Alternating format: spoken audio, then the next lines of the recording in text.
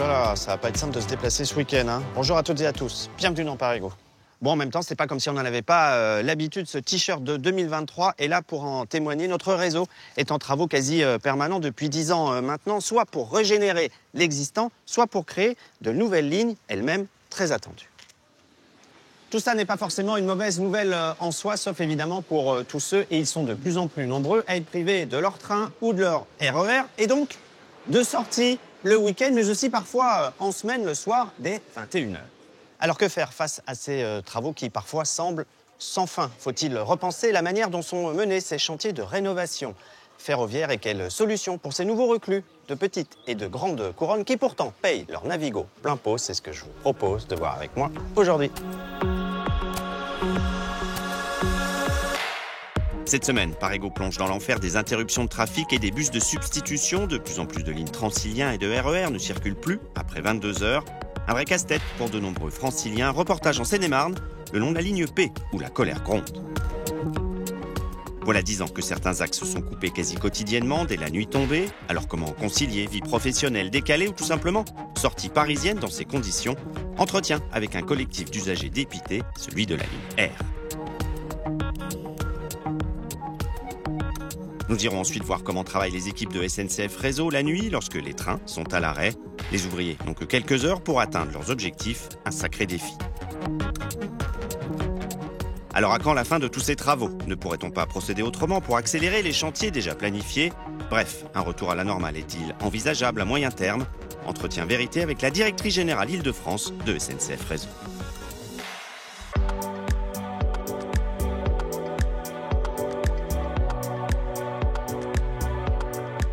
Des travaux de nuit, en veux-tu, en voilà, et des trains supprimés dès 22h45. Voilà typiquement le type d'affiche redouté par bon nombre de franciliens. Certes, l'info est là, mais la pilule, elle, a de plus en plus de mal à passer côté usager. C'est le cas notamment sur la ligne P, particulièrement impactée ces dernières années. Voyez ce reportage de Farid Benbekay et Philippe Aliès.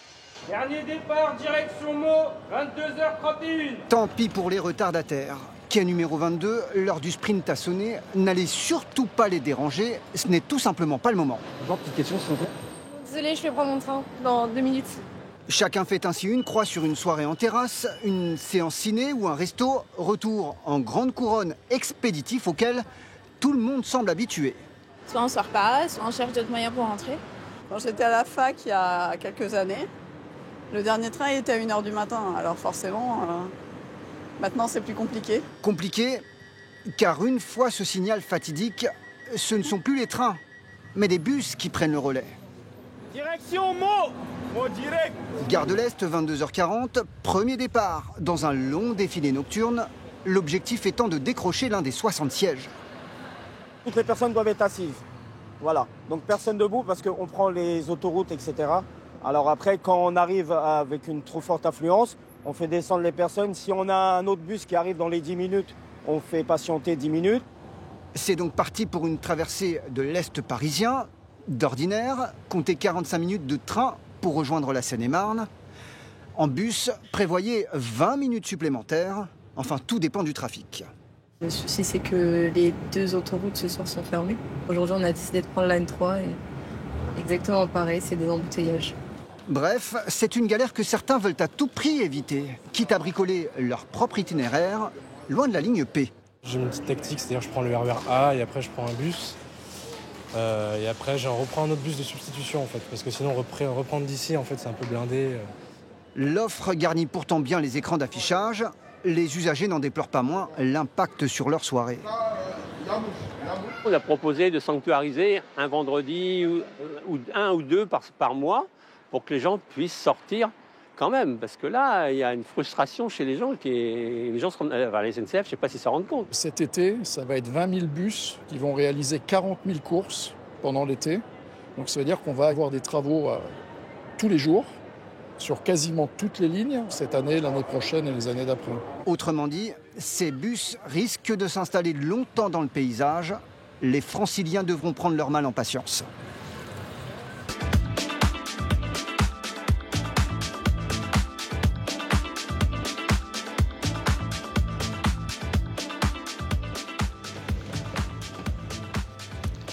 Bonjour Cédric Thomas. Bonjour Bertrand. Vous êtes président et fondateur du collectif des usagers de la ligne R. C'est une ligne qui relie donc Paris à Montreux et Montargis via Melun et qui est censée fonctionner bien le soir jusqu'à 1h du matin. Mais ça, c'est très théorique parce que c'est pas vraiment le cas.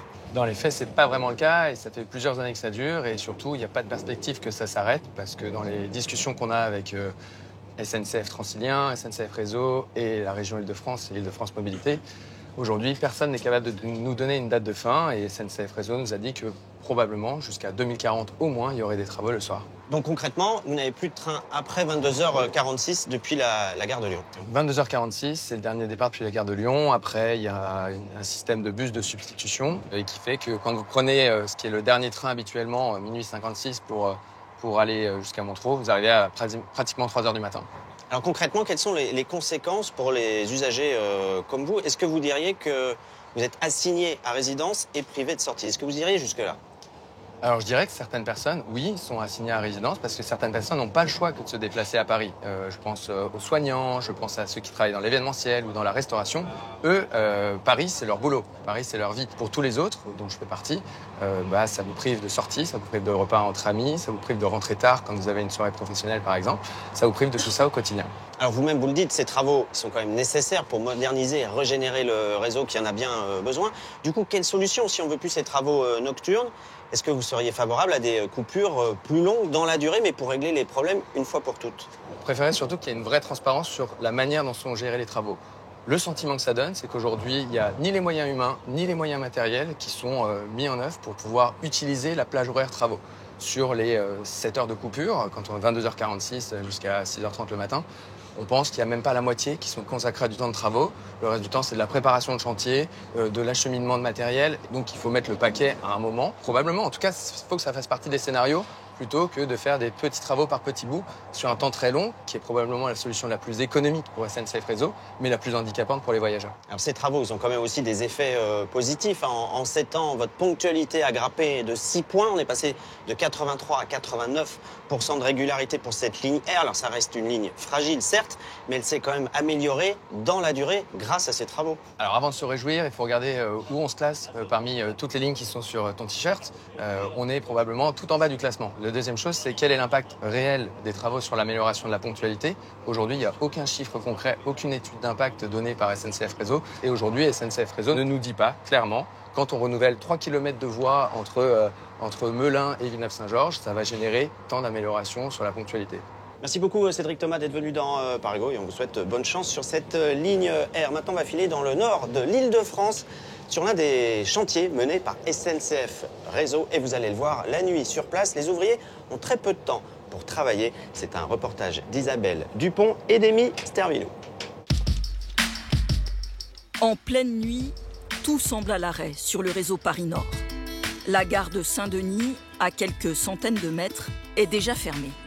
Mais pour les techniciens de la maintenance, c'est l'heure de pointe, celle des travaux, dans un intervalle forcément restreint. Aujourd'hui, nos travaux au maximum se situent entre le dernier train du soir et le premier train du matin. Si le temps est insuffisant pour un travail effectif, alors on n'a plus d'autre choix que de supprimer les derniers trains du soir pour gagner une plage horaire suffisante pour travailler. Le faisceau de Paris-Nord, c'est 36 voies contiguës. Le chantier se déroule sur celle du RER-D, après avoir vérifié que le courant électrique ne circule plus ni sur les rails, ni sur les caténaires. Donc c'est bon, le voyant il est vert, c'est qu'on n'a pas de jus. Tout se passe à bord de ce train, très particulier. En roulant, il va peu à peu limer les rails aux endroits où il y a des défauts ou des marques d'usure. Il y a des grosses meuleuses tout le long du train et elles servent à adoucir le rail et le rendre plus propre, pas neuf mais plus propre. C'est pour éviter les gros défauts sur le rail et qu'on arrive à des ruptures ou d'autres défauts beaucoup plus dangereux pour les circulations. En 2 heures, 2 tronçons d'1 kilomètre chacun sont traités. Ensuite, il faut éliminer les résidus de fer sur les rails avec balayette et chiffon. Au niveau des rails, vous avez un petit courant électrique qui circule et qui permet de savoir que le train est exactement à cet endroit. Donc ces agents enlèvent toute la limaille au niveau de ce joint et de cette séparation pour qu'à la restitution des travaux, tous les trains soient détectés correctement et garantissent le bon fonctionnement de notre signalisation. Pendant la durée des travaux, 25 personnes travaillent chaque nuit sur les voies du RERD. À 3h30 du matin, le temps est déjà compté. Tout doit refonctionner normalement pour les premiers RER qui circuleront dans moins de 2 heures.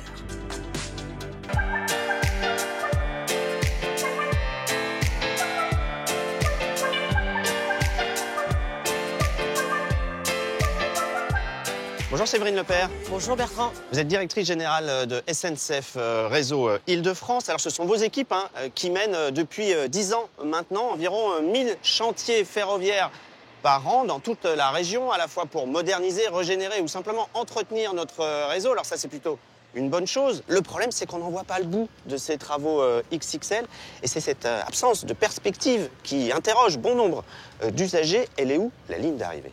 Alors, vous savez, les travaux, on ne les fait pas pour le plaisir. On a besoin de travaux pour éviter les pannes sur l'infrastructure, mais aussi, par exemple, pour l'arrivée des nouveaux matériels roulants, des nouvelles rames, il faut faire des travaux d'infrastructure. C'est le cas, par exemple, sur le RERD en ce moment pour l'arrivée du RERNG. Exactement, sous nos pieds. Et puis l'autre raison pour laquelle on a besoin de travaux en Île-de-France, c'est que le trafic s'est énormément développé. Il y a de plus en plus de monde qui voyage sur nos lignes, plus de 50% depuis 1995.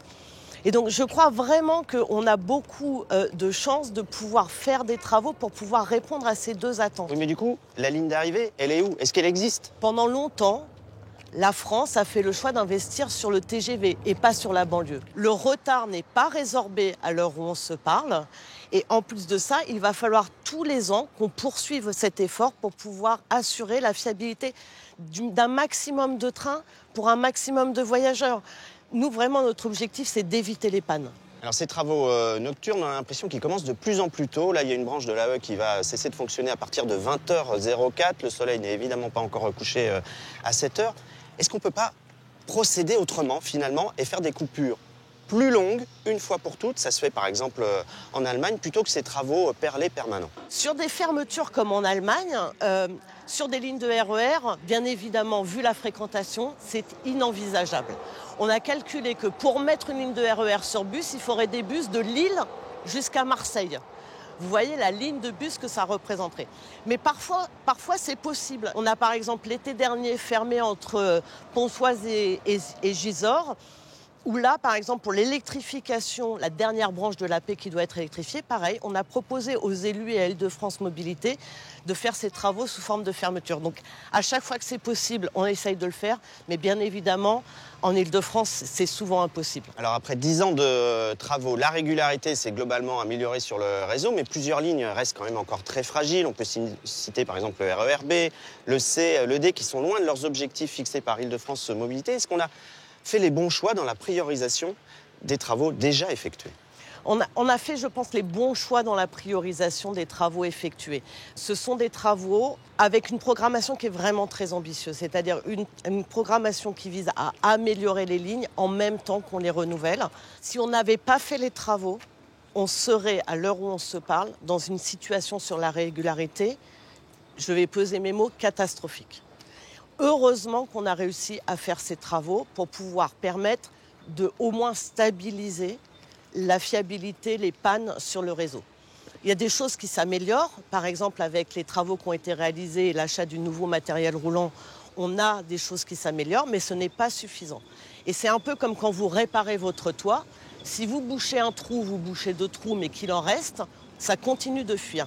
Et ben nous, il faut qu'on finisse de boucher les trous et il va falloir qu'on y revienne régulièrement. L'infrastructure a besoin de rénovation régulière. Merci beaucoup Séverine Lepère pour toutes ces précisions. On a bien compris, donc ces travaux vont encore continuer de nombreuses années avec, on l'espère, des vrais résultats concrets d'amélioration au bout. Nous, on se retrouve la semaine prochaine, même jour, même heure. Passez un très, très bon week-end. Salut!